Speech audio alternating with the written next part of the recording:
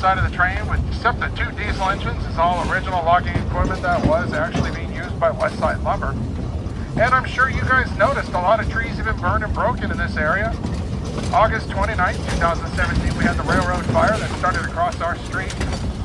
Came down, burned some of our equipment, but went on to burn more than 12,000 acres. And that wasn't enough. In January of 2021, we had one of the largest mono windstorm events in recorded history. 7 hours, we had sustained winds from 50 to 150 miles an hour, snapping and knocking over one that kind of looks like a California redwood. It has that straight, long, reddish, stringy bark. It also has a super interesting leaf called a scale leaf. It looks like needles, but it is in fact a leaf. That wood is very cherished for its aroma, anti-bug, and anti-rot properties. And then with number 3, we start to get into the pines. With these are very short, growing clusters of 5. Really super easy to remember. Sugar, 5-letter word, 5 needles.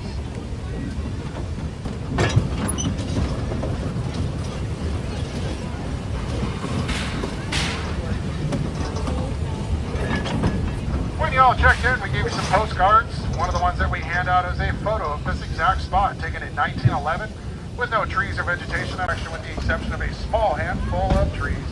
Is all under 120 years old and natural second regrowth.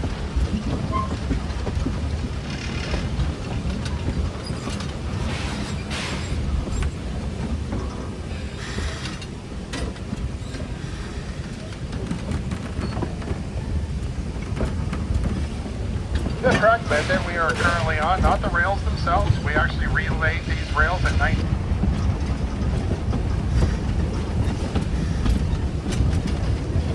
And speaking of our tracks, we are running on what is considered to be narrow gauge rails. Our tracks are only 36 inches from rail to rail, and standard gauge is actually 56.5 inches rail to rail. The logging companies actually preferred to run narrow gauge track because they had a clear cut.